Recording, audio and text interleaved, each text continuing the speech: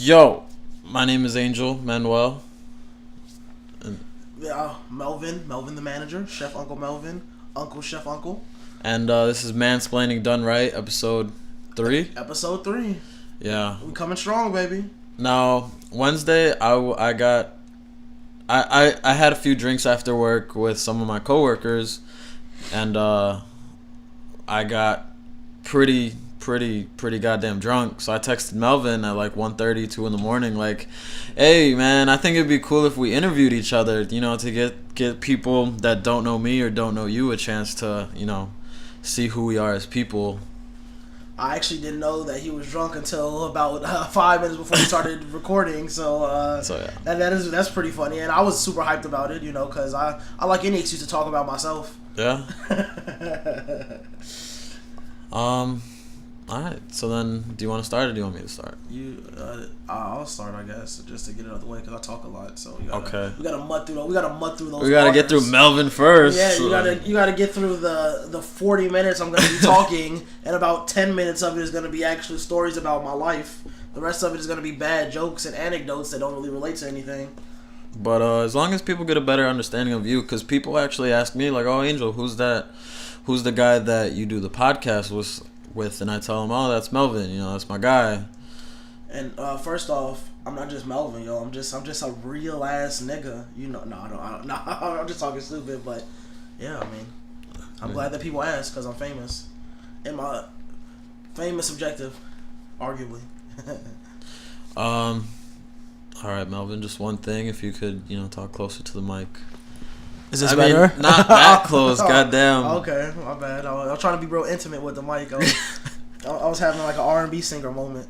All right, we'll do it like the police. Melvin, state your name for the record. State the name, Melvin Charles Stewart the third.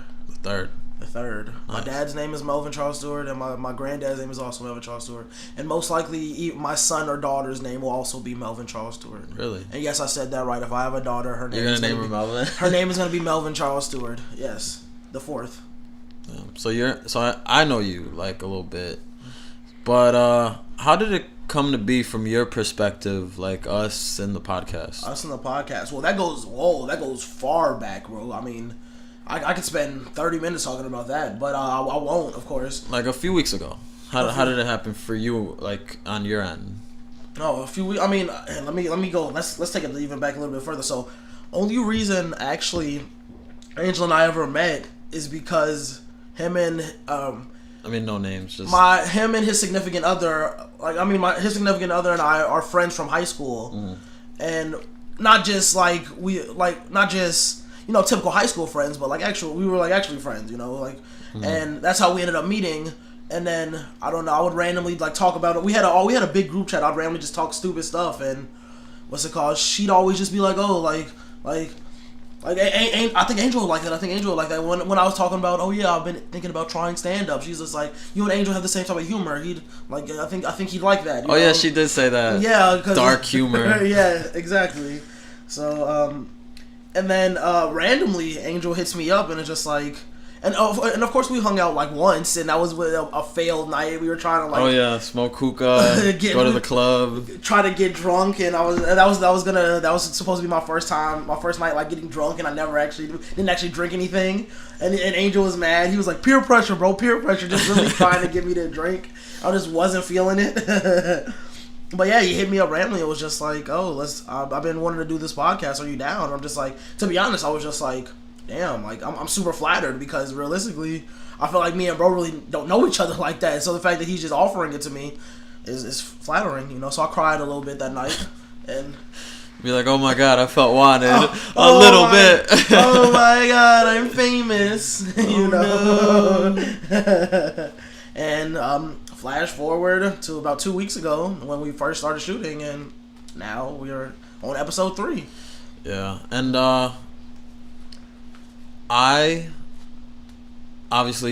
we didn't really know each other that well, but I think the best way to get to know each other in a weird way, as long as me and you actually want to work, I want to do this shit and I want it to go far, and I would assume you do too, is why not spend an hour and a half talking to each other, even if it's forced and actually, getting and I don't mean to interrupt you, but since that's a thing now, you know, Yeah. since you can get a check for just going on a podcast and talking about basically not a whole lot of nothing. Yeah, because you think about it, DJ Academics and Joe Budden really didn't know each other before, you know, Complex. Yeah. And I think they're doing pretty well. So, you know, Sure. so if we get as big as that, I think I'd be pretty happy. Hashtag goals. Hashtag Joe Budden for life. Really? You're a Joe Budden fan? Hell no, I'm not a Joe Budden fan, dude. Before all the Drake beef, my only recollection of Joe Budden was from Pump It Up? Huh? Pump It Up? Nah, not even that. I didn't even know that song. Really? I mean, of course I knew that song because I know they played at like basketball games and shit like that. But my only accurate recollection of Joe Budden was from for a lot of people who don't know his old PS2 game, one of the best ones ever. I'm kind of mad they don't make another one. Def Jam Fight for New York. Oh, bro, that shit went hard. And for those who don't know, Def Jam Fight for New York was basically a fucking fighting game where all of the characters, like, it was like 60 different characters, and all of them were like, there was like 6 or 7 fake ones, but the rest of them were like rappers, like producers, like singers. They had like models, like you had like on one of the game on Def Jam Fight for New York, they had like Lil Kim. You could play as Lil Kim. You could play as Kamora Lee Simmons. Like, just all kinds of craziness like that, you know. Which is dope as fuck. And and that was my only recollection of Joe Budden because he was a character on there, you know. So it was like, yeah. So Melvin, what's a normal week for you? Because I know you go to school and you work, but What's a normal week for me? Yeah. A normal week for me, for the most part, I have 2 jobs. I work at Mariano's, and I also work at Potbelly. I am roughly a full-time student. I mean, I stopped going to. I don't like to say this proudly, but I stopped going to one of my classes. So technically, I only have 3 classes, and I'm a sociology major. But a regular week for me is Monday morning. Typically, wake up around 9:30ish, 10. Kind of just slouch around the house, do some housework, and unless I have work, my schedule varies from Potbelly. So, Tuesday and Thursdays are my busiest. Tuesday, Thursday, Saturday, Sunday are my busiest days. Tuesday and Thursday I have classes from like 10 to 2:30, and then I have work from 5 to 10. And a lot of the time I'm also, in addition to doing this podcast with Angel, I'm also a manager for my brother who's a rapper. And I know I've mentioned that before, but you know, so a lot of the time is spent like coming up with ideas, designing covers, making shirts, fucking talking about overall, like, just a overall business. And then that's basically the gist of my week. And then a lot of late nights are spent like smoking weed in my little bathroom with my best friend, and that's and laughing at American Dad. That's kind of it. Damn. Did you ever think of getting the pen, the weed pen? The weed pen. I have considered it, but I feel like you've gone over the deep end when you've gotten that far. You know really? What I mean? Not necessarily. Maybe I'm going a little far, but I'm not. I wouldn't consider myself a formal pothead, you know. Like yesterday, after I came from the studio with my brother and a couple of his homies. Of course, when they were smoking a little bit, I got in on it, but it was like before that I hadn't smoked in like a week. So it's like, so smoke once a week. Maybe it depends. I think I'm gonna go back to the old freeloader Melvin. Really? The freeloader Melvin was a nigga who was like.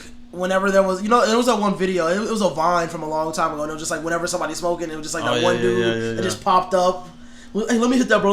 Like, it was like they were like at a basketball. And they was like walking out after a basketball game. He was like out of nowhere. Let me hit that, bro. Like, I'm gonna just be that nigga. You're that guy for real? I used to be that guy because I didn't really smoke at all in high school. I didn't really seriously start. I'm a junior in college. That's for some people who don't know. Well, supposed to be a junior technically. I really didn't start smoking until.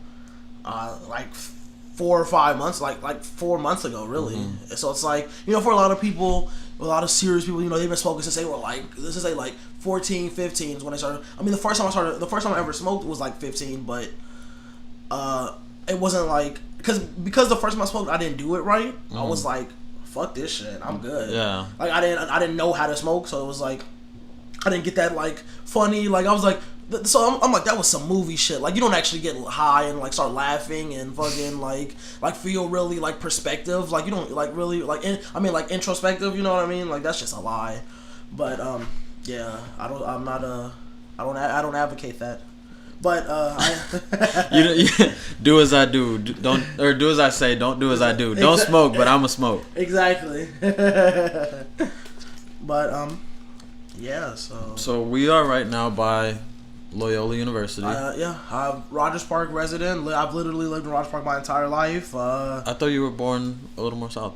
Oh, I know. I mean, I was born in the hospital I was born in. It wasn't it's I don't even remember the name of the hospital, but it's somewhere out south. But as far as I could be, I mean, when my mom and my grandma came to Rogers Park from out south. My mom lived in a house on 115th and Racine, which that's where the wild hundreds, like it's just real crazy over there. I thought the hundreds were quiet. Oh nah, bro. I mean, thought it was like the 50s to 80s that are like. When you get like super far, like in the hundreds, like 180, like the 160, like the 140s and the 150s, like then yeah. But when you're talking about like 105th, 106, like 100, like I said, 115th and Racine, like that, like it's the hood over there, like and what's it called? They moved out. They moved up to Rogers Park, and they were living with one of my grandma's friends. So yeah, shortly after my mom met my dad, and then shortly after that, not super shortly, like 2 or 3 years, then my mom was pregnant. So all of that happened up north. I've lived on like the edge of Rogers Park on Howard. I've also lived over on like more east in more north in Rogers Park. I lived on Glenwood and Greenleaf. Now I live right by Loyola. So yeah, I mean Rogers Park. So you haven't really been outside of this neighborhood living. No, yeah, not really. But the completely contradictory thing about it is,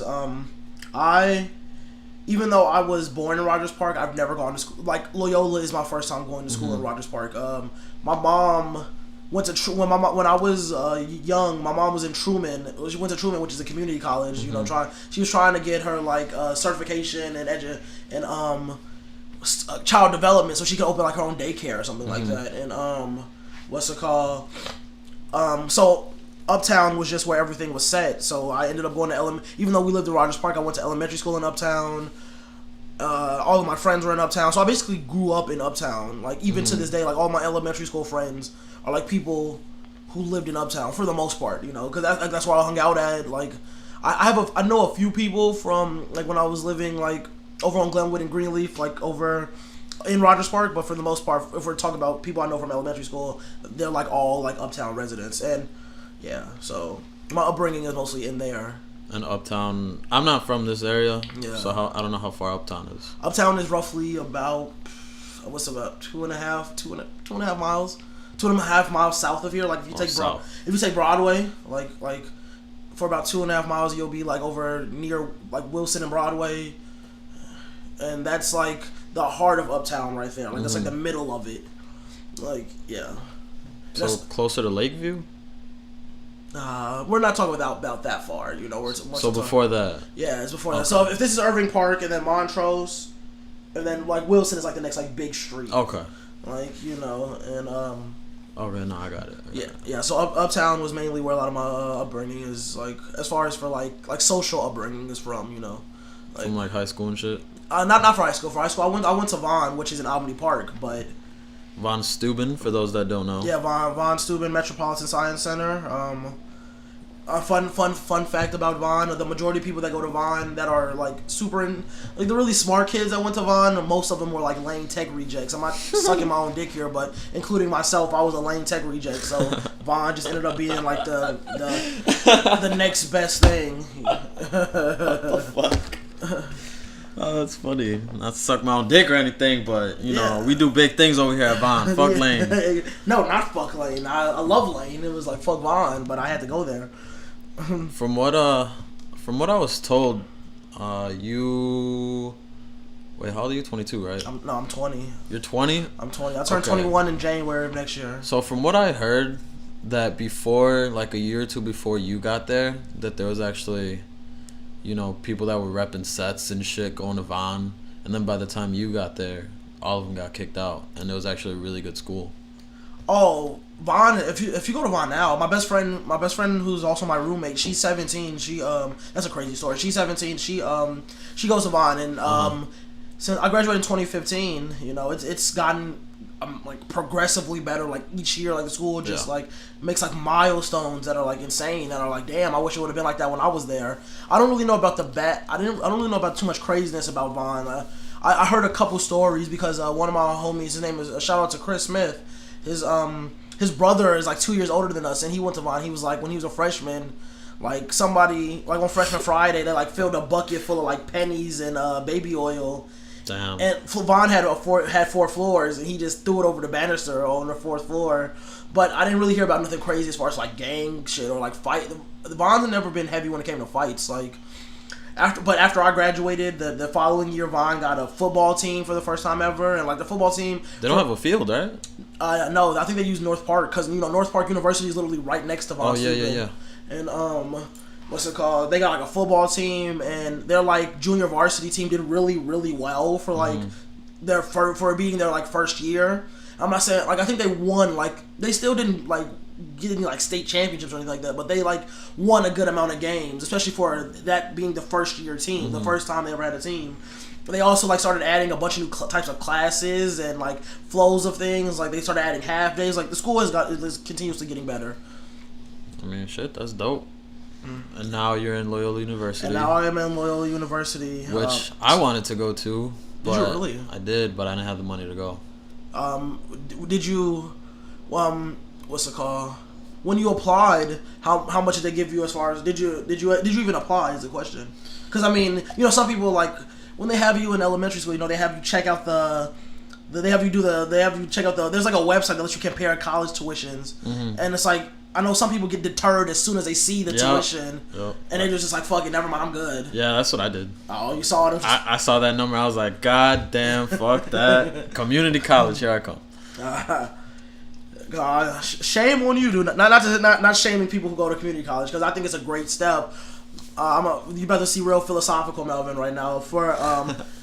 Honestly, I feel like unless you are like absolutely sure about what you want to do for as a career, yeah, like absolutely sure, you know what I mean, like not like I think it's ideal to either go to a university that's cheap and like FAFSA or if like this is assuming you don't apply, there's those people who apply for like 30 scholarships and they have like they easily can like pay for college. But if you feel like college is going to be a problem financially, definitely go to a cheap institution for at least your first 2 years. You know what I mean? Like even like if USC or community college. Not even USC is a pretty good school. I would say I would say maybe like a community college, and then if finances are like like Truman or like. Because just to get those like basic credits out the way, you know what I mean? Because like nobody's gonna question you. Like I don't know if you want to be a doctor, nobody's gonna question you. Like where'd you go to college your first 2 years? Like they're gonna just be like, okay, you went to med school, you're good. It's like, so it's like I think there's a stigma that's been created that that you need to be going to the best possible school you can go to. Yeah. But that's not true because the best possible school you can go to is also super fucking expensive, and realistically, a college diploma a college degree. Sorry, what's it called? A college degree it's just something that's good to have in general. It's like, of course, if you could say, oh yeah, here's my degree from Harvard, that's cool, but you also have $400,000 worth of debt. Yeah, I could be like, here's my degree from I don't know, what's a cheap university in Chicago, Northeastern. Northeastern. Yeah. Here, Northeastern's like $12,000 a year. So like for those who don't know, FAFSA gives you like $12,000. So it's like you can go there for free. And but I could be like, here's my Northeastern degree, and it's just like I still have a degree though. It's like if I went to Northeastern, got my business management, I still did the work that I needed to do to get my degree. So it's like I feel like the stigma needs to be fixed. It's kind of like, let's say somebody's saying, oh shit, I just got my brand new Lexus, and you're like, hey man, but I got a brand new Civic. We're still getting to the same place. Yeah, like I still like my car might not be as fancy, but it might not be having bitches like dropping like their jaws instantly and shit like that, but like it's a car is a car, you know what I mean? So it's like, and stuff like that is important. Something else that they don't tell you a lot is realistically a lot of schools don't really expect you to try too hard when it comes to maintaining your scholarship. Like for example, Loyola I got a scholarship from Loyola, and initially when I came in, you had to have a 3.0 to maintain your GPA. They dropped it like last year. Now you only have to maintain a 2.5, which is basically straight C's. Yeah. So you don't need to be a A+ student at all, because once you get your degree, fucking, it doesn't matter that most of college you had a 2.5 GPA. It's like, I got my degree. Like here's this proof of the work. Yeah. You know. And I think, it really, you know what? Actually, I'm not even gonna get into that.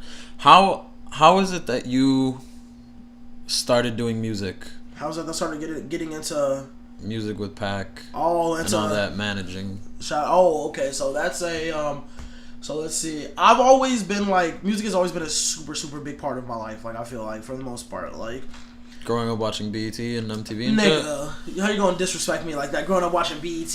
I mean, that's what I did every time I got home from school. BET was never cool to me. I thought BET really? was no, it was not ever fucking cool to me.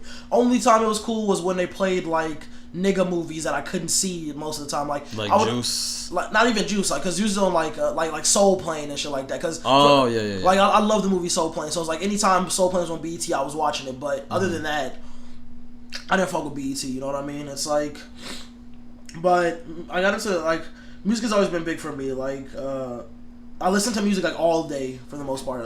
If I could listen to music all day long and like without it being rude, because it tends to be rude to feel like you have headphones and when you're talking to somebody. Yeah. And it not be rude, I do it like no problem. And when I was in high school, I got my I started dibbling and dabbling, because when I was in high school I did graphic design. So I did this program at Gallery 37. For those who don't know what Gallery 37 is, it is a program that is done through After School Matters. It's a downtown where it's basically like you get paid. It's basically like you get paid to go to like extracurricular activities. Like basically I was going to a graphic design class, but it was still a job. So we had like responsibilities, like projects that we were gonna do, but you still got paid for being like 15.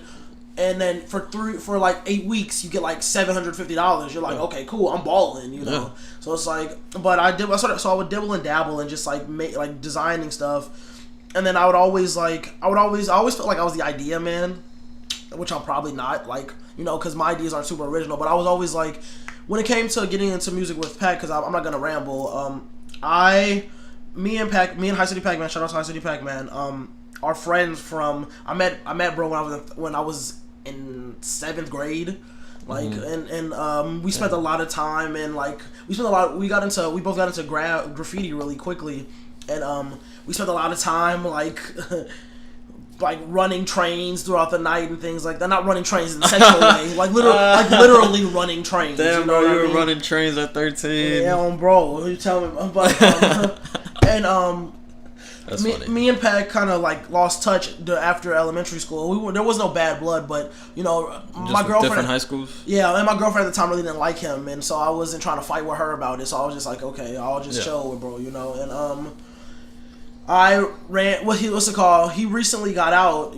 Shout out to his freedom. Not super recently. Like he's been out for about 3 months now, but And I was just like, damn, I kind of feel bad, you know what I mean? Like, this was my homie, like, I did, like, he put me onto the graph stuff, like, like, we used to, like, I remember he used to be knocked the fuck out in this dirty-ass chair in my corner in my bedroom and shit, and he used to be like, hey, bro, when you gonna let me sleep in the bed? We gonna have to switch sometime, since I'm always here. I'm like, nah, nigga, you good. Nigga, this is my bed, you can sleep in that dirty-ass chair, and, I kind of felt bad, because when he was locked up, I didn't, like, write him or nothing, I didn't, like, send him no money, so just, like, I was like, just for the old time's sake, let me just hit him up on Facebook. Let me just make I'll like make a little shitty design. I like sent it to him.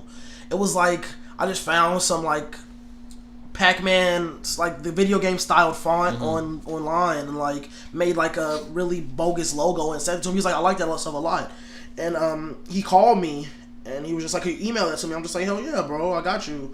So that's kind of how we started like talking again. And then when we first When I first hung out with him, he was just like, damn, bro, it's been a minute. What you been on, this, that, and the third? We caught up, and the day after that, we shot the first day out video, not T Grizzly. We shot the first day out video, and after the video, he asked me that we were driving around. He asked me that I want to be the manager, and I'm just like, initially he was just like he wanted to do. He's like I'd have Melvin as security when he was talking to other people, but he asked me did I want to be his manager. I'm just like I don't really know, bro. Not because I didn't want to do it, but it's just because something brand new. It's something completely new. Yeah.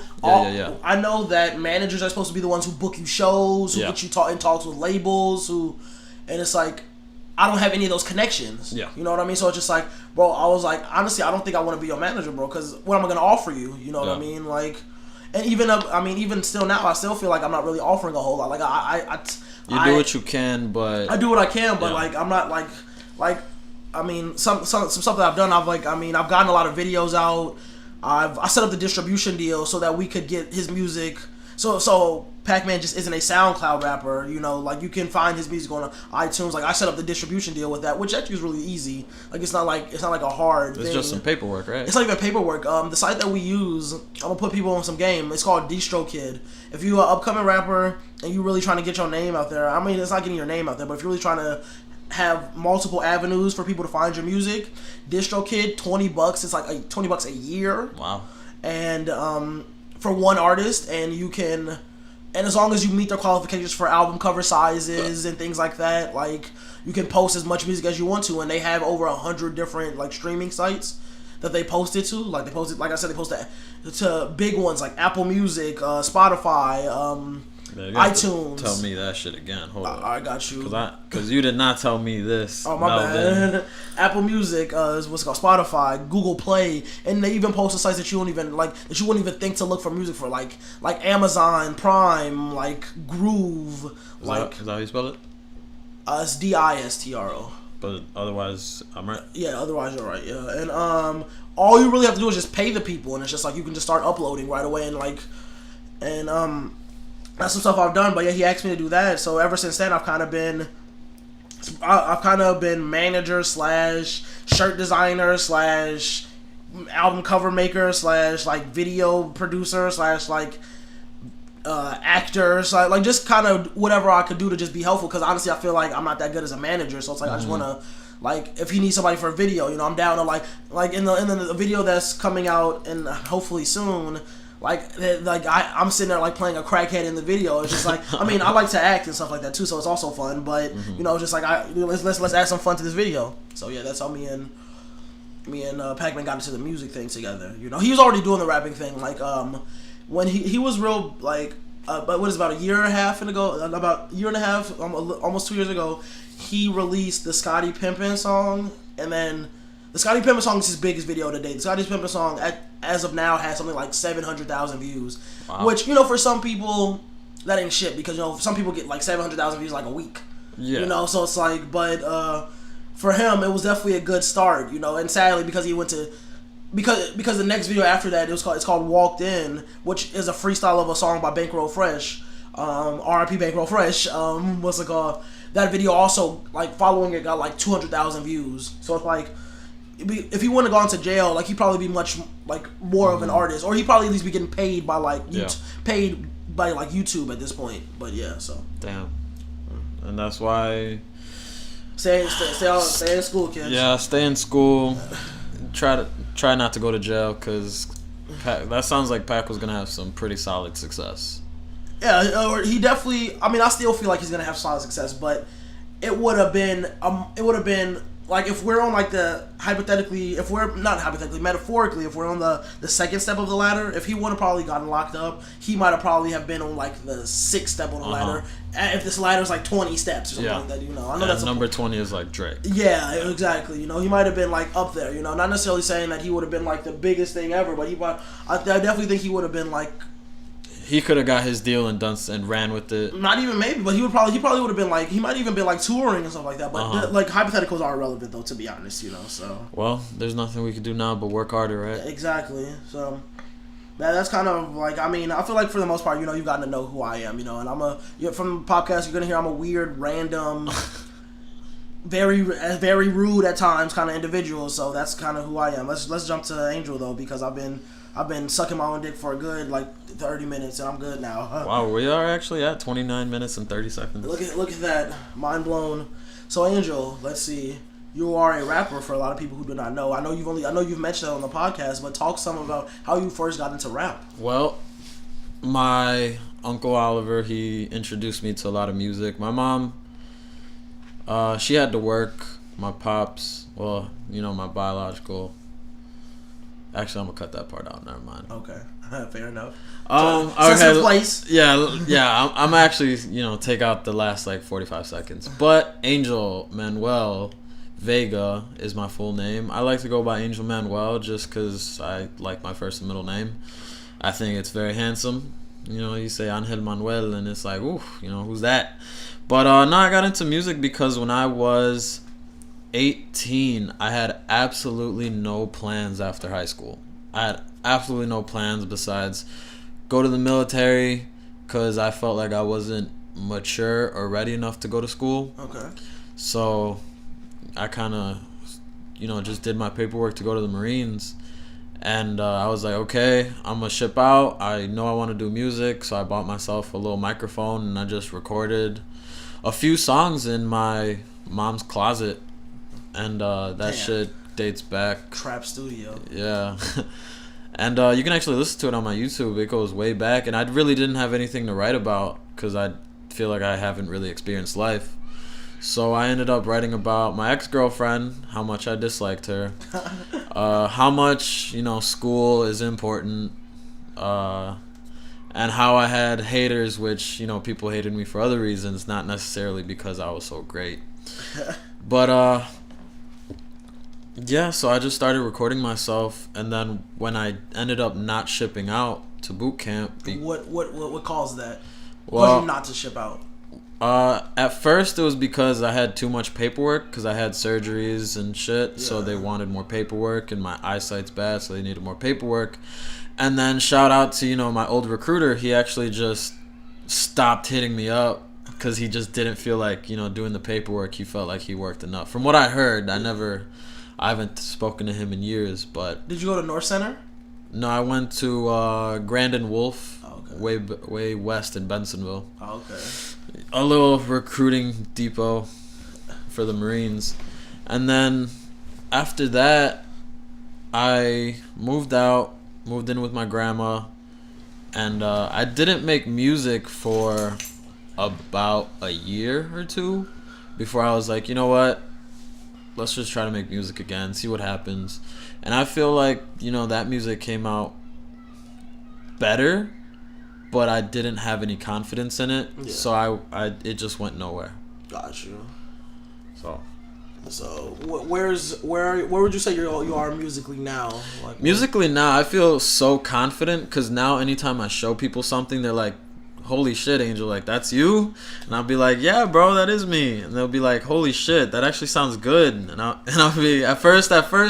The first time I heard, "Oh shit, that's actually good," I got kind of offended. Oh, you gotta get offended, because it implies that they expected way less from you. Yeah. So when people tell me, "Oh shit, that's good," I kind of took it in stride. Like, okay, so I make pretty good music, and with all these new rappers out, I feel like I don't like their music that much.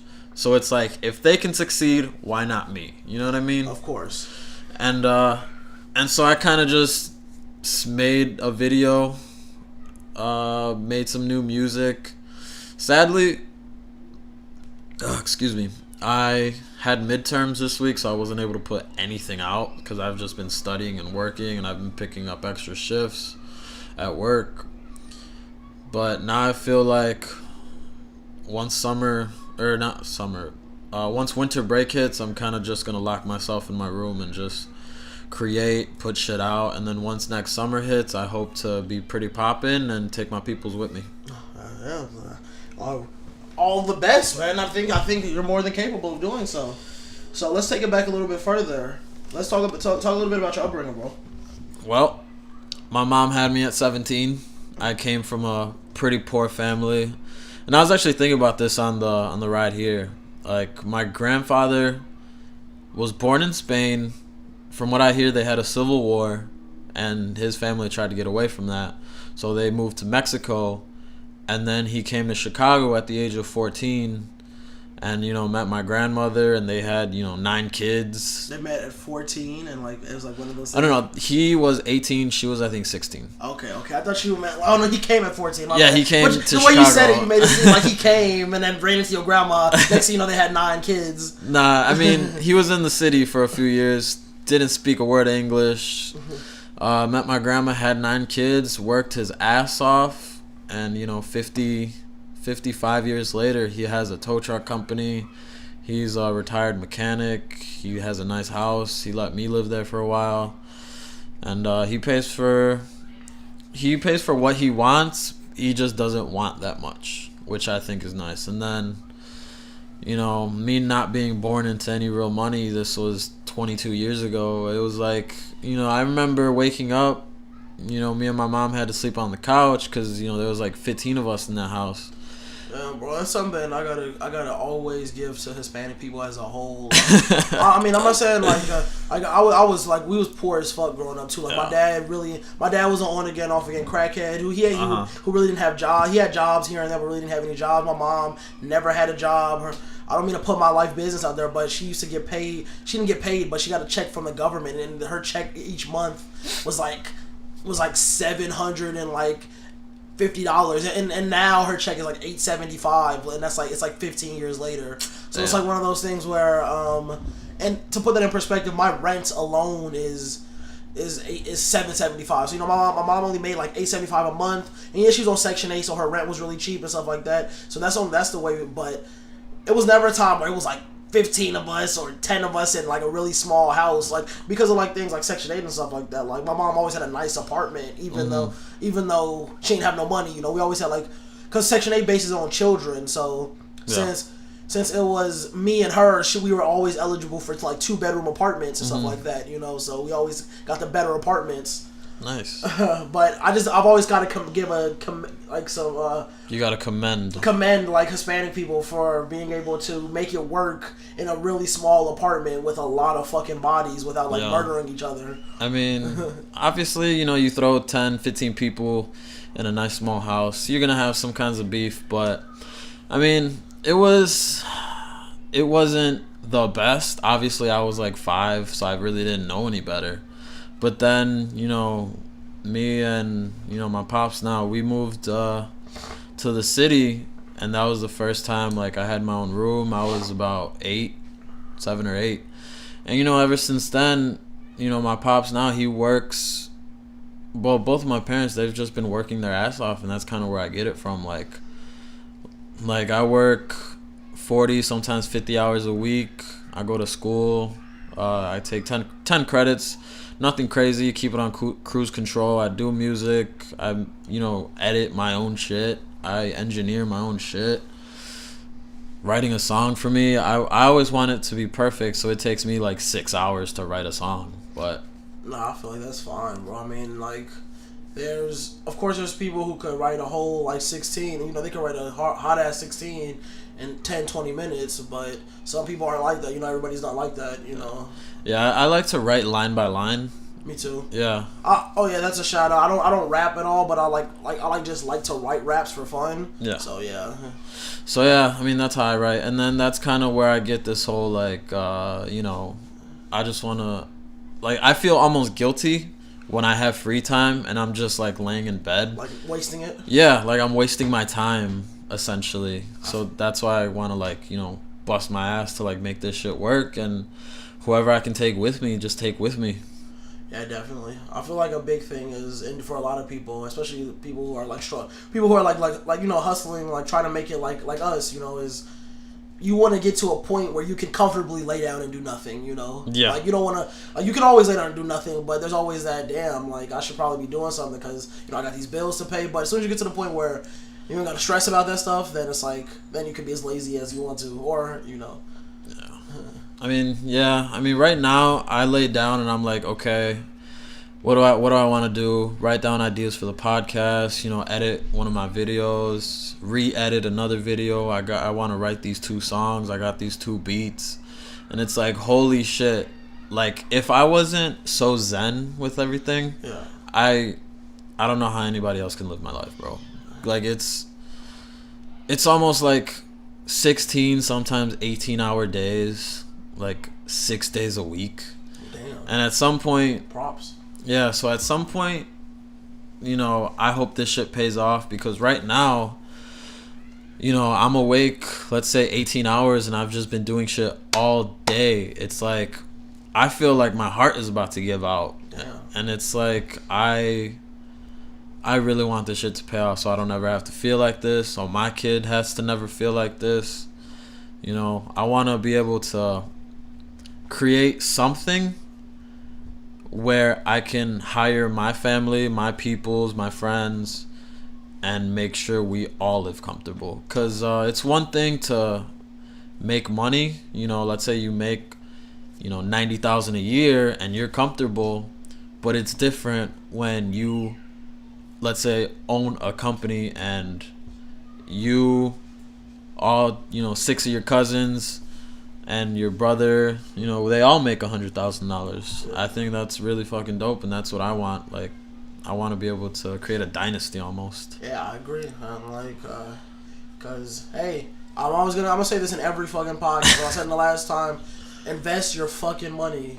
Like, I watch a lot of fucking Vlad, and all this nigga ever talks about is, anytime they talk about finances, is investing your money. Like, if you randomly, whoever listens to this, if you randomly come into some fucking money, invest that shit, because fuck that. Ball out, go to the club and buy bottles, bro. Do it, but invest a good amount of that shit, because that way because you could ball out, go to the club, buy a bunch of bottles, and be pouring champagne on bitches, and then you hit 35 and all your money's gone. Yeah. You know what I mean? So it's like, damn, you're gonna be like, damn, I shouldn't have spent that $100 on that bottle of Ciroc at the club that when I was 22, and or whatever. So it's like, every single weekend, invest your fucking money, so that way you can do dumb shit like that your whole life. If you invest your money, and if you make smart investments and keep growing your money, like, keep your money, like, allow it, put yourself in position where your money continues to grow without you doing anything, basically. You know what I mean? Like, then what's it called?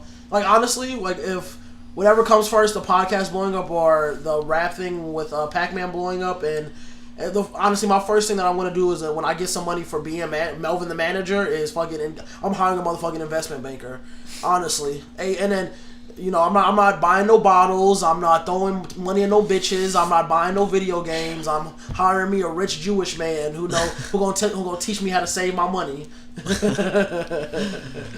I mean, that's the reason that's one of the reasons why I wanted to go to school, because I go to school to be an accountant right now. And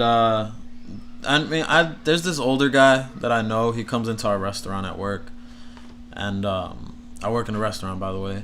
And he tells me all the time, like, Angel, like, you're gonna hate being an accountant. Like, you have such an extroverted personality. And I tell him, like, I really don't care, bro. Like, I'm trying to hit, like, CFO of Walmart, make $1 million a year, put my people on, buy a few properties, let them make money, so that, when it's my time to go, my kids are good.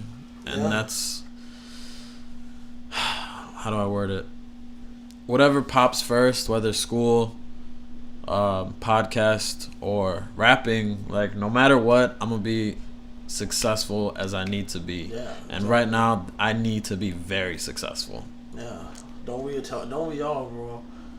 Like, I honestly, something I think about a lot of just those memes where it's just be like, when you've been working for 6 minutes and you're not a millionaire, and you're not a millionaire yet. Like, why though? Like, that's just what's on my mind all the time. You know what I mean? It's just like, my school motivations are a little bit iffy, because I'm not. No one should ever assume that they're better than school. But I feel like at this point in my life right now, school isn't the best. School isn't my biggest step. You know what I mean? Because you can spend all those hours towards the music part. I can spend all those hours towards the music part. I can spend all those hours working on shirts and fucking setting up like interviews. You know what I mean? Like, yeah, and that's one of the things that I've been having trouble with too. Yeah, it's really difficult to prioritize. You know what I mean? Especially Angel and I, we were watching some random YouTube videos before the interview started. Before we started the podcast, and we watched the "Man's Not Hot" video. For those, that's the skip the pop pop. You know, the British dude like skip pop pop. Yeah, 2 plus 2 is 4. Or it's 3. That's 1. Quick math. You know, like that's the guy. And it's just like we were just talking about like that video on YouTube has like 4 million views already, and it's just like. When you start getting views like that on YouTube, like YouTube starts paying you, like good money, and I know that's not like a hidden fact. Like you can make very good money off of YouTube. You know what I mean? Like fucking Markiplier is like the third. I don't really like PewDiePie. Markiplier has a special place in my heart. He's easily like a millionaire off his like YouTube subscribers. He has like 14 million YouTube subscribers. Like all of his videos get like minimum like 500,000 views, like minimum. And it's just like, so it's difficult when you see stuff like that. Or even, let's take it even further. I'm shouting out direct guys. The Marka J. Shout out to Marka J. He is the most unfunny dude. My guy. He's the most unfunny dude ever. He's good as fucking Call of Duty at Black Ops, but he ain't funny at all. But some way, somehow, he has like 3 million subscribers, and all he does is play. Does he really? Yes, he has like. Holy shit. He has like 1.5, 2 million, something like that. He has more than 1 million subscribers. And you know he's getting paid from YouTube literally just to play. Literally, he's doing it just to be good. He's getting... My bad. Sorry. It's just that frustrating. He gets paid by YouTube just to be good at Call of Duty. And you think about... Like, really think about that. Like, think about all the... Think about, like, to really understand where we come from with this mindset. Think about your parents. Like if your parents come from a struggling house, if you come from a struggling household where your mom both of your parents work like 40 hours a week, and like they had, or one of your parents had 2 jobs and was always gone. Think about that, and and then contrast that to this. This nigga plays video games and gets paid for it. Like he plays video games in his house. Yeah, he probably makes like 6 figures. Exactly, and he gets paid video games in his house, like in his room, and that's it. And that's how he makes his living. And it's like all he did. And it's just like, so it's like, why the fuck am I spending, for example, for Loyola, why the fuck am I giving these people $50,000 a year when theoretically it may not happen, but theoretically I could be fucking playing, I don't know, I could be fucking playing internet video games and adding some semi funny commentary, and then next thing you know, and then give it 2 years or so, next thing you know, I'm getting paid by YouTube to make these dumbass videos, you know? But I think that's also because there's also a sense of security. Like, if you have a college degree, you know you can go out, make decent money, versus, let's say I'm going to play Call of Duty, and my shit may never pop, which I've also seen before. There's people on YouTube right now that have videos dating back 3-4 years, and nothing has popped. And I'm talking about myself. And there's also other people. I agree that is a good point, because YouTube is one of those things where it's like a sales job where you have to keep producing quality. You got to keep producing quality content to keep the money coming.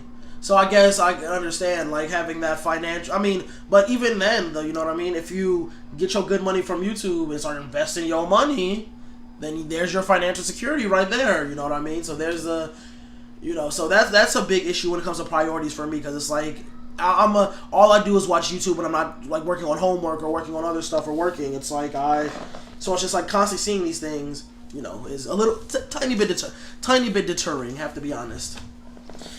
I'm trying to think. Is there anything else that I feel like I should cover before moving on? Yeah.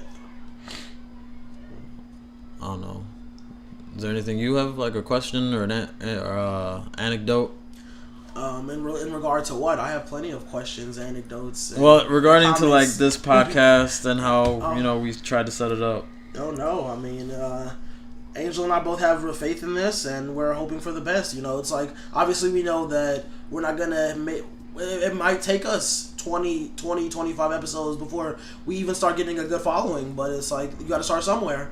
Yeah. You know what I mean? So it's like we both have faith in the success of this podcast, even and I feel like for the most part both of us have realistic faith in it, you know. So it's not like gonna be like I'm gonna wake up tomorrow with a call from Angel like, oh shit, like we hit 100,000. We hit 100,000 views, bro. We doing big things, but it's like I know it might not be there for a while, and it's just like that's reasonable, because it's like, yeah, we talked about this in previous like episodes. You know, we're not gonna for the most part when it comes to podcasts, shit like that just don't blow up when you're just like two fairly unheard of guys, like what's it called, just making it. You know, it's like if you were like if you're like an old rapper or like a comedian, like TK Kirkland has like a podcast, and you know people like him, or like Nori like does his like Drinking Champs podcast. Oh man, I love that podcast. That shit is funny. Exactly, but Nori was a rapper way before he was thinking about doing podcasts. So it's like he has that. So people so he had already had a fan base listening just because they were fans of Nori, or even if they weren't. You know,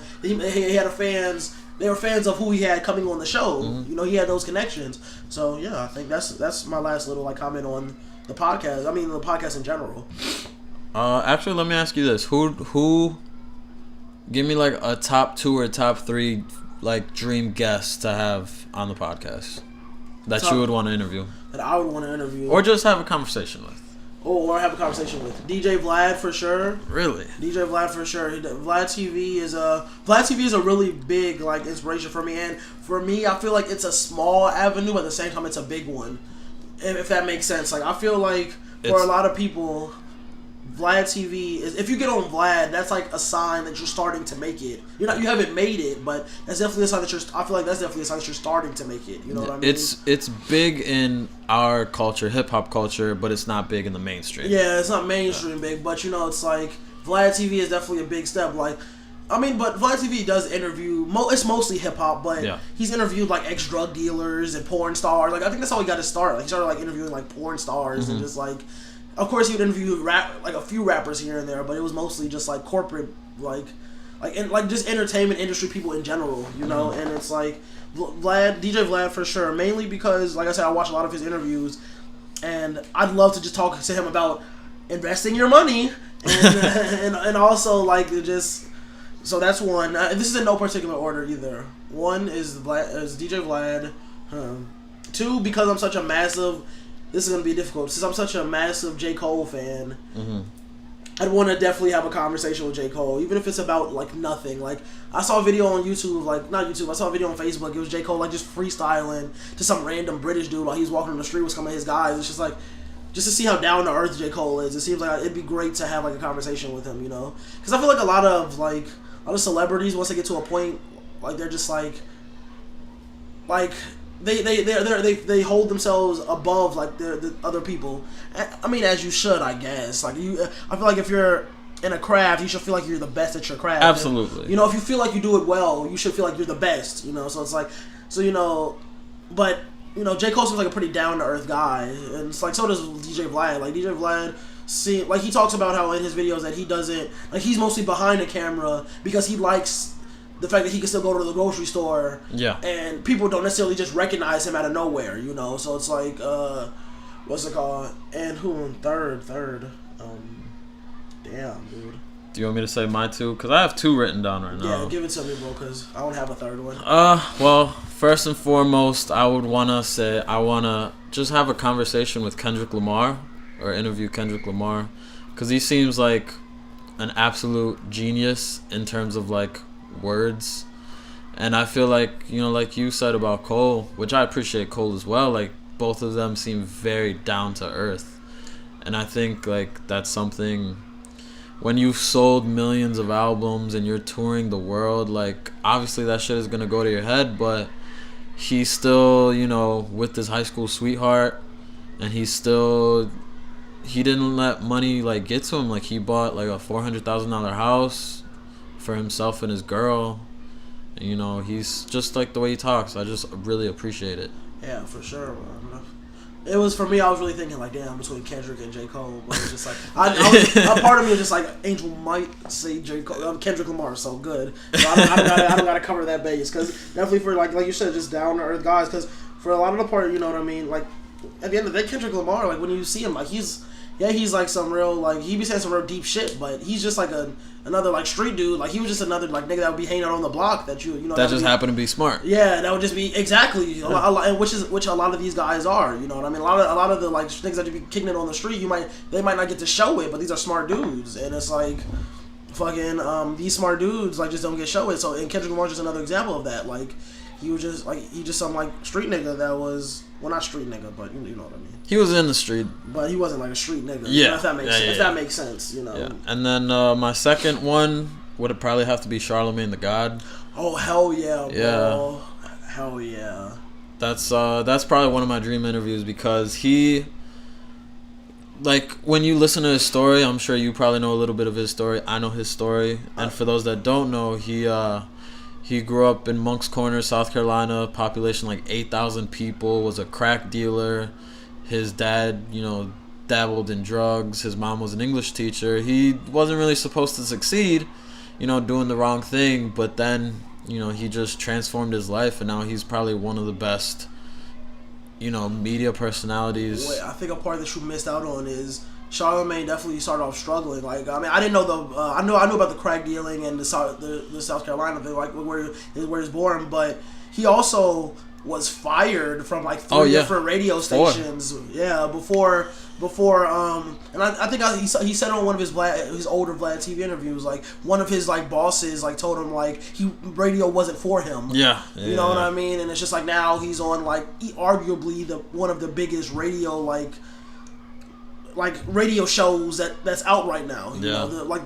You know, it's like when it's an order of interviews, like really good interviews, it's like Vlad TV, and then next thing you know, it's like and then next thing you know, you're thinking like Breakfast Club, like or like Ebro in the morning and like Funkmaster Flex and like that stuff. But for the most part, yeah, and I think he kind of like parlayed his success into a lot of shit because he was a radio personality, and then they put him on MTV, and then after that, shit just flew. You know what I mean? Like he's been in New York radio I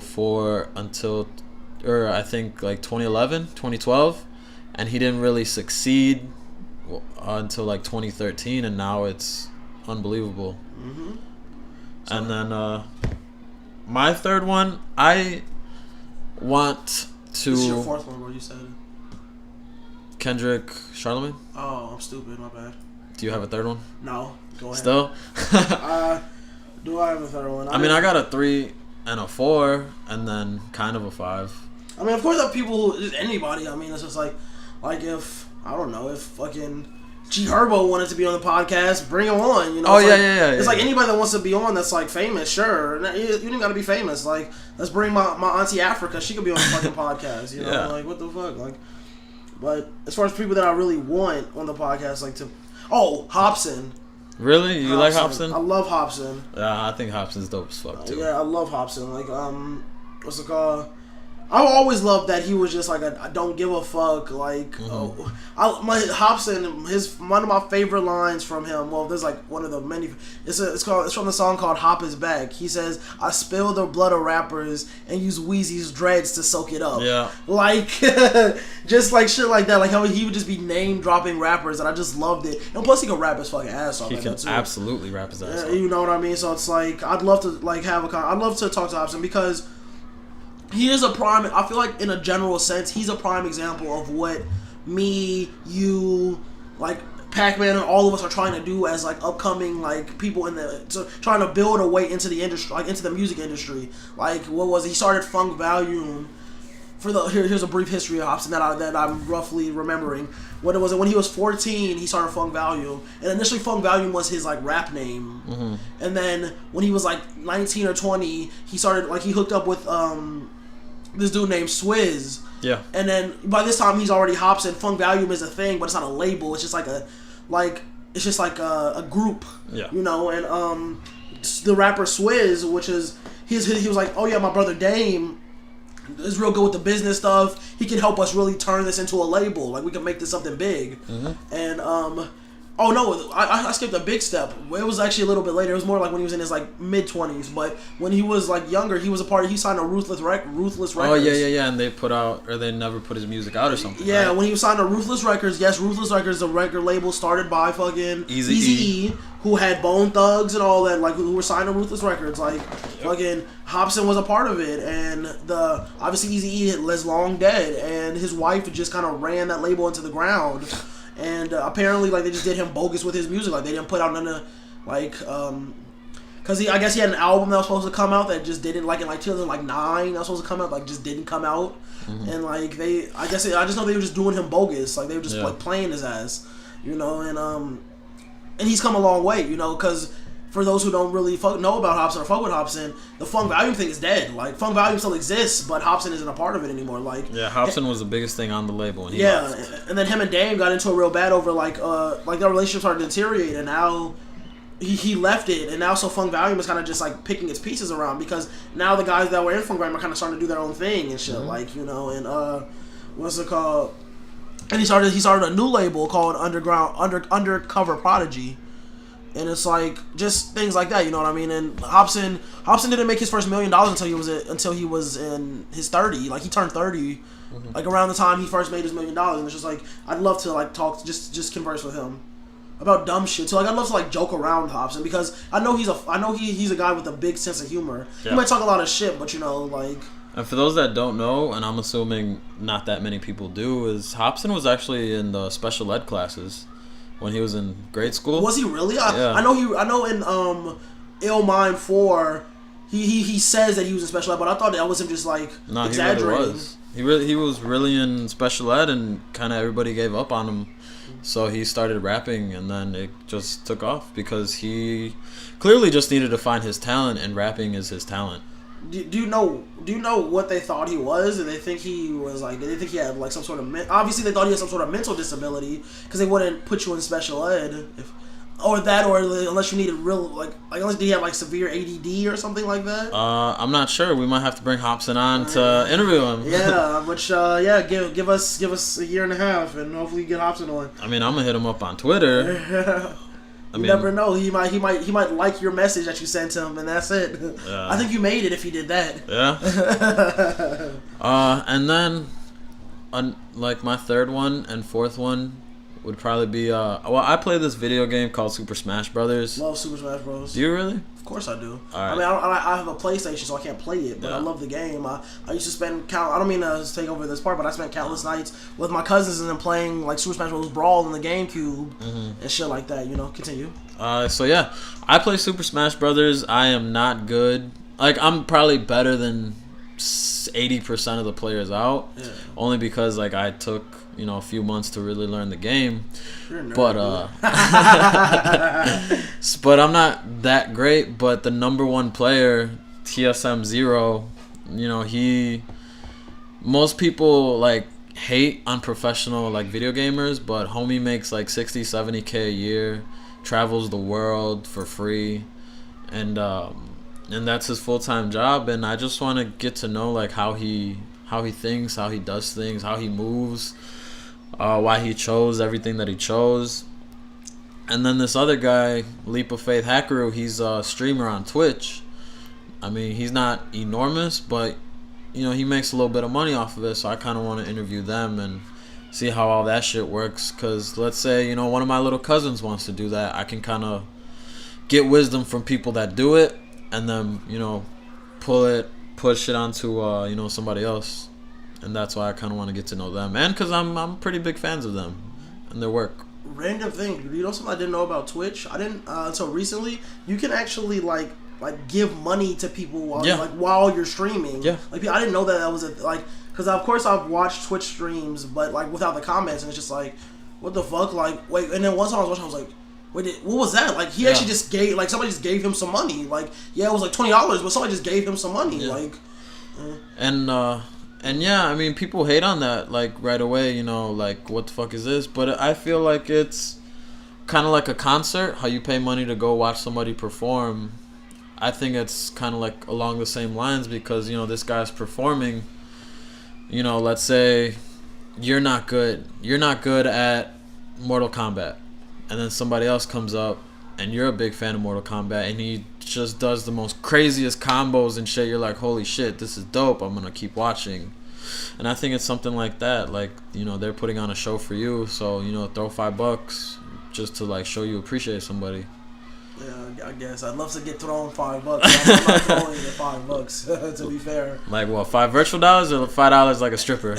Neither. I'm just I just in general, but I don't know. Yeah, anybody else you think you'd want to meet or have? Or Mia Khalifa, probably. Bro. Oh my god. Dude, like I love how opposite she is. Like, I don't know what the fucking, like, I don't know the way to say it. Like, if you have Mia Khalifa on like Instagram and stuff like that, like, the majority of her story is like sports. Like, it's really? like football games, baseball games, like basketball, like. And then, every once in a while she'll post in like, oh, here's a link to my premium Snapchat. See my naked pictures on Snapchat for $30 a month. Or like $60, like $350 for a 3-year subscription or something like that, But it's just like, to think about that, like how casually it goes from her watching the Dolphins game or something like that to her talking about her premium Snapchat where you can see her like fucking fingering herself and shit all on your Snapchat, It's like, I just love how different her life is, because the what's it called? People make porn make porn seem like it's such a bad thing. Yeah. Like they make it seem like these are such dirty, disgusting people who are. I mean, they are gross people, but it's like it makes it seem like they're such bad people. They're not bad. They're not bad people. They're normal ass people that get paid to perform for. Yeah, people just like anything, except their performing is you just watch them get physical instead of watching them sing or dance or play video games. You watch them fuck a bitch or get fucked. Simple as that. So it's like I definitely want to get. I don't know what I would say to Mia Khalifa if I met her, honestly. Be like, will you marry me? No, I wouldn't say no dumb shit like that. I would, because that fuck me over, because I know it wouldn't happen. But it's like one of those things where she'd be like, "Oh man, look at this dumbass Melvin just did." Yeah, like I'd like, hey, goals right now. I hope I can speak this into existence. I want to get to a point where, at one point, I can like message Mia Khalifa on like. Or like tweet her something, and I don't even tweet, but I can like tweet her something, and she like just likes it or something like that. You know what I mean? Like, and then I've made it. Then I've made it for me. Then I can retire. Okay, here's what I want, and I want to speak this into existence. I want Melvin to get to a point where it's like Mia Khalifa's hitting him up, like, "Hey Melvin, so what are you doing later? Let's go to dinner. Do our thing. I just rented this hotel room. Blah blah blah." So I'm gonna speak that into existence instead of a like tweet. Yeah, you're right. I suck a fart out of her ass. So, and that's I say that. And I say that on my Charlemagne. Oh, where's the Charlemagne? On my dad's grave, I'd suck a fart out of Mia Khalifa's ass if I got the opportunity. Have you ever tried that? No, I've never fucking tried that. That's why it's that big of a deal that I do it for her. Because that, like... Do you eat ass? I do not eat ass, no. What? I do not. Melvin. I don't eat ass. Do you eat the box? Of course you got to, but you can't... I mean, bro, it's like an inch and a half away. You're doing it wrong, then. What do you mean? What do you mean? Dude, ask any female. If you are... Whenever you're eating a girl out, your face should be nowhere near the entry to her vagina. You got to stay at the clit area. That's where all the pleasure is. Melvin. Putting you Melvin. Putting you on some game, bro. So technically, you're not that inch and a half. If you at the clit area, you should not be nowhere near the booty hole. So it's like, your fingers might be near the booty hole, but your actual mouth shouldn't be nowhere near it. All right. Well, I eat ass. I eat vagina. I don't care. I'll play with them both at the same exact time. Oh, dude, I gotta. I've never, because for something else that a lot of people don't know about me, what's it called? Something else about me. I was in a relationship with this girl. Shout out to all of them. Me and her were together for 6 years. So, and I'm 20. So we got together when we were 14. We broke up like 7 months ago. So it's like, still fairly recently, you know what I mean, that we were together. And it's like, in comparison to how long, we were together. And it's just like, one time, dude, we tried anal, and it just didn't go right whatsoever. Like, it went completely wrong. You lubricate the area, so I took a handful of Vaseline. Vaseline, bro. Vaseline is the nature's lubricant, bro. You can put it on your lips, you put it on your cuts, you put it on your face when you're about to go fight, so that way, like, you never saw that, like. No, I've heard of that. Black girls will, not black girls, but just girls will put Vaseline on their face, so that way if a bitch starts trying to scratch you and shit, like, her nails just go clean down your face. I mean, I was gonna say they do put Vaseline on boxers. Yeah. Wait. Like boxers, people that box. Oh, yeah. Before they step into the ring, but no, go ahead. Yeah, exactly. Continue. And you see that might dull the impact a little bit because if you get somebody at the wrong angle, your fish is gonna slide off, and it's just like. So you put Vaseline on your dick, Vaseline, okay? and then the area that it was supposed to be, and then on her butt, and then it was in for maybe a quarter of a second, and she would just like take it out, and so I took it out, and I'm just like, you good, and she like curls up into a ball. And starts crying. I'm just like, it just hurt so much. Like, it was like tears of pain. Like, she was like she physically was like hurt. And I started just dying laughing. And she's like, that's fucked up. First of all, I agree. I'm not saying like it was just the contrast of the situation. I thought she was just joking, and then she says she like curls up into like a fetal position and starts crying. Like I'm just like, like just laughing at her ass. Just like, I mean, I had a finger in my butt before. Yeah, I had to. And that shit hurt like when I broke my ankle, bro. I'm not gonna lie. I felt like my ankle broke again, but in my asshole. I asked her about it, bro. She said you overreacting. She said you said it was about an inch last week. She said it was about this much. Okay, she said it was about this much of a pinky. That's not an inch, bro. That's You know what? These are false accusations, okay? Usually, ain't no full finger going your butt, bro. You got the tip of the nail. What you talking about? Nah, she listens to the podcast and she told me the same shit. Exactly. So what was it that we were gonna mention, like news wise? I think we've addressed all that needs to be addressed for us. The Lil B. Oh yeah, before the D-Wade thing. Oh, I mean, we don't really have to talk about D-Wade. We're already at like an hour 10. Yeah, you're right. Oh, briefly, Lil B getting beat the fuck up by A Boogie with a hoodie and his homies, and Lil B pulling some Martin Luther King, non-violent, turn the other cheek type shit, and like, I don't know, and it's commendable. Some people might call Lil B a bitch. This ain't got nothing to do with his music. Some people might call him like he's soft, like he should have like got his homies and went to go beat them the fuck up, but. Hey, you gotta choose your battles wisely. Yeah, you know, man. That's how I feel. Now, to put this into perspective, this was at Rolling Loud Festival, a corporate sponsored event, thousands upon thousands upon thousands of people, and I'm not gonna lie, A Boogie isn't exactly the biggest artist. He has like one or two really popping songs. P&B Rock, I've never heard of the guy until this, so. Not only did you beat somebody up where there were rich white people, paying for everything that aren't going to want to do business with you after this, you kind of shot yourself in the foot and then are being told, run faster. Yeah.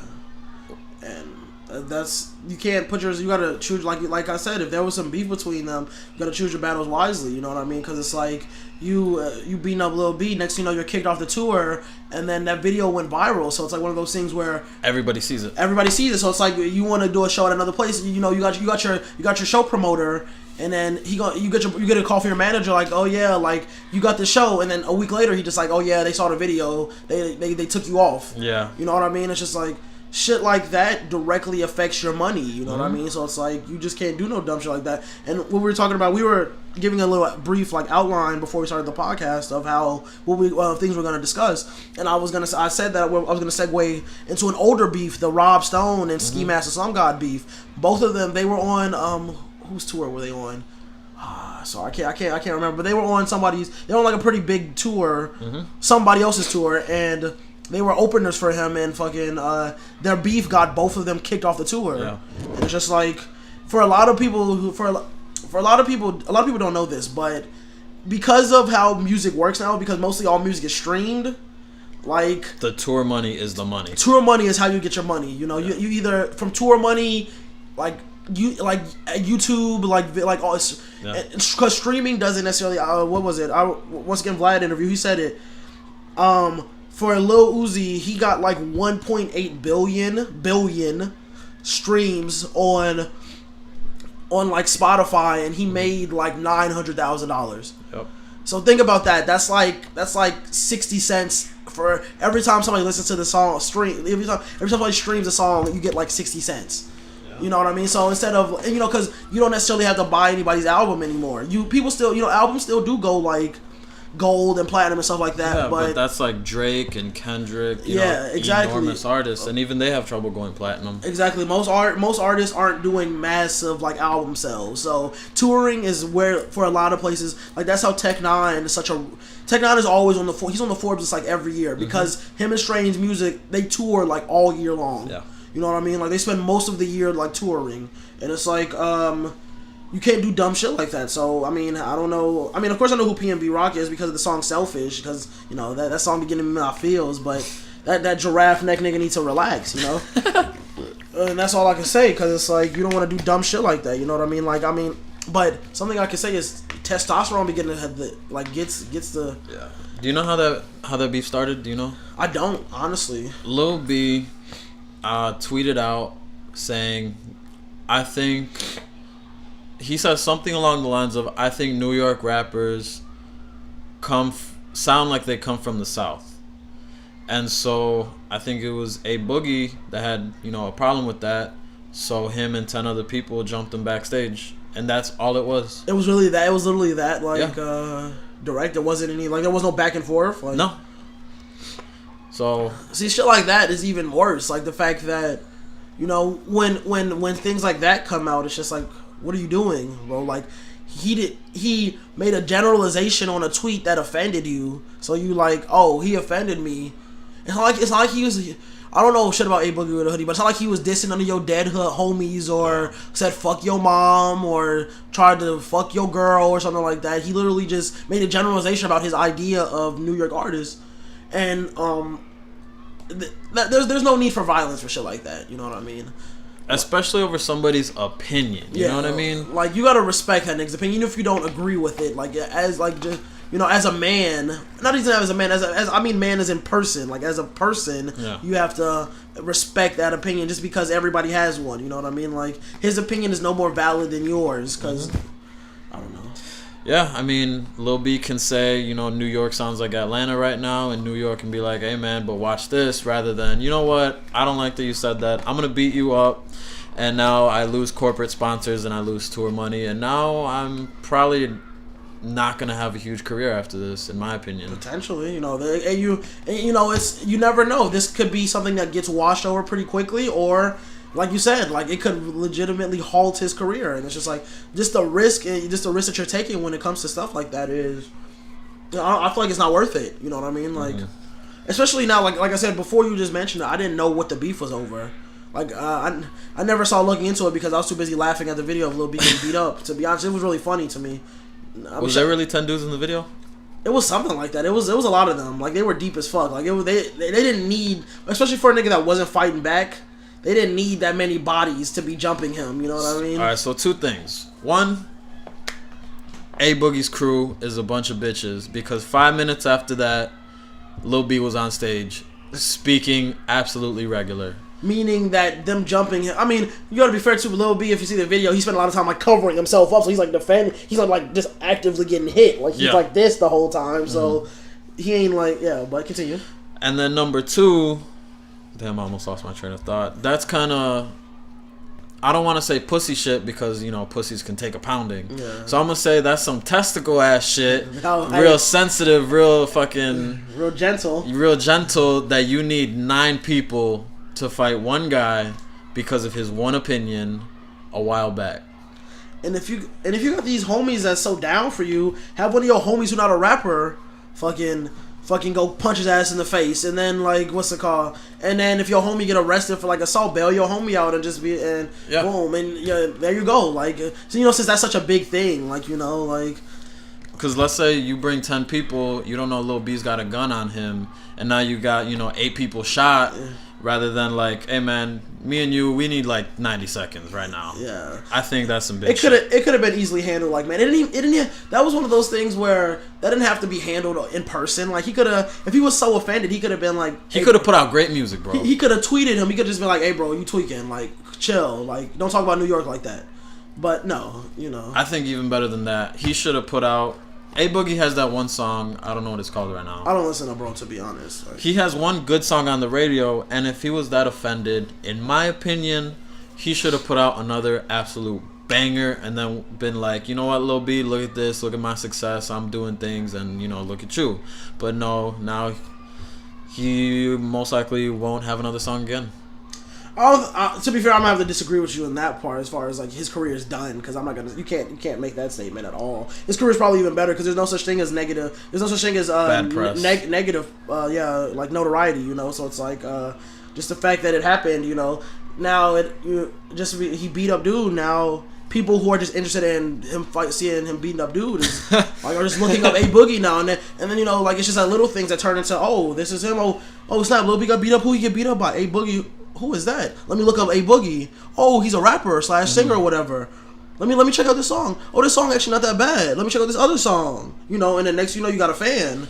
So it's like realistically, I can't agree with you at all when you say like his career might be done now. No. But I agree it is stupid though. Yeah, like we can agree that's stupid. What I mean is like corporations don't want to sponsor you. Corporations don't want to fuck with you. All these big rich white men don't really want to fuck with you because you might beat up the other artists. You know what I mean? Because if you're prone to violence, then you know you're not a favorable like. It's like it's like the investment. If something's a little more risky than the other one, and they have about the same, return, you would probably want to go with the safer one. Yeah, for sure. So I'm not saying, maybe I did word it wrong, like his career's not done, but he was on a really big upward slope, and now it kind of lowered a little bit. You know what I mean? Like he'll probably have to work a little harder. Fair enough. I mean, it's already been an hour 20, bro. Is there anything else you want to add on? I mean, not really. Let's see. Just in case I didn't mention it enough. Shout out to Big Shaq. Man's not hot video. That shit is so funny. Man's not hot video came out yesterday. Not yesterday. It was like 2 days ago, but it's out. You know what's funny? That song is utter and complete like shit. That song is a meme. Yeah. Like, you know how a meme is a picture? That's a 4-minute meme, bro. Yeah, like the video. And what is it? The tween wave in South Park, where none of the adults could hear it. Like, so it literally just like the way they portrayed it, like it literally just sounded like farts and shit. Like, oh yeah. Like it was like it sounded like somebody taking a shit in your ears. Like it was just like farts and shit like that, like back to back to back. Like that's what that like. As far as from a real like hip hop level, that's what that is. That's what that equates to. But it's still a hilarious video, you know. Yeah, that's funny. It's a funny song in my opinion. Yeah. What do you want to title this? I was thinking of titling it like, "Yo, who are you?" and then like question mark, exclamation point, question mark. Yeah, but it got to be question mark, exclamation point, question mark. Yeah. Okay. Is that cool? Yeah, sure. It's a big deal. It can't be question mark. It got to be in equal distribution. Like that's what like Chef Uncle Chef. I did not think of that. I see that. And shout out to the little kids outside, playing and being loud across the street. Yeah, think about that, man. Like, well, I was thinking about that not too long ago.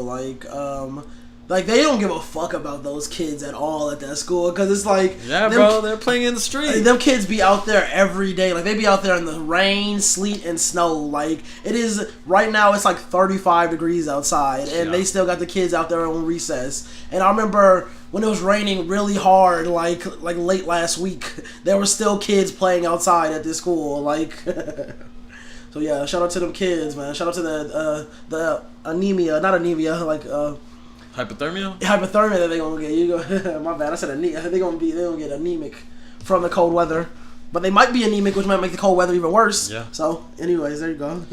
All right. I think that was a pretty good episode. Anything you want to plug? Shout out still? Anything plug? Shout outs. I mean, like every week. What's it called? Follow me on Instagram, Chef Uncle Melvin. Add me on Snapchat, Grandmaster Perp. Grandmaster and then Perp like the like perpetrator, so PERP, not PURP. What's it called? My Muslim Life mixtape coming soon. I was in the studio yesterday. What's it called? Shout out to High City Pac-Man. Shout out to High City Rico. Shout out to all the High City guys. And yeah, that's kind of it for me. You want to end it? Shout out to my grandmother first and foremost. Shout outs to Melvin. Shouts out to everybody that's listening. I'm trying to tell people. I'm trying to spread the word. I haven't been able to put up posters and shit only because I've been studying for midterms. But out of my 2 midterms, I think I got like 3 questions wrong. So I think I'm doing very well. Swag. My accounting class, not so much, because accounting is pretty difficult, in my opinion. Follow me on Twitter, Real Angel Manuel, all one word. Follow me on Instagram, Angel Vega 8559. Don't add me on Snapchat. Just kidding. Add me on Snapchat. I want me some cake, all one word. Shout out to who else? Again, just everybody that listened. Shout out to Leap of Faith Hack, TSM Zero, Charlamagne the God, Kendrick, J. Cole, Mia Khalifa, and anybody else that wants to be on here, you know, I'm down to have a guest because I think that'd be fun. I gotta give one more shout out. Shout out to what's it called? I gotta give out 2 more shout outs. Shout out to my mom. Her birthday was the 22nd. You know, she turned 43. Hey. You know what I mean? So and also shout out to my little baby Ashley. I don't know what she is, but she my little baby. So new girl, right? Yeah. Hey, shout out to Melvin and his happiness. Yeah, exactly, bro. Man, what? I had one other thing. Shout out to I don't know. No, that's all I had. Shouts out to building a dynasty. How about that? Yeah, shout out to Empire. Shout outs to the show Empire. Exactly, for giving us the idea. I'm gonna put an intro in this. I'm gonna try to put an intro in this. Yeah, I guess leave a comment. Tell us what you think. Hit us up. I'll always respond. And I think that's it. Okay, cool. Well then, stay blessed.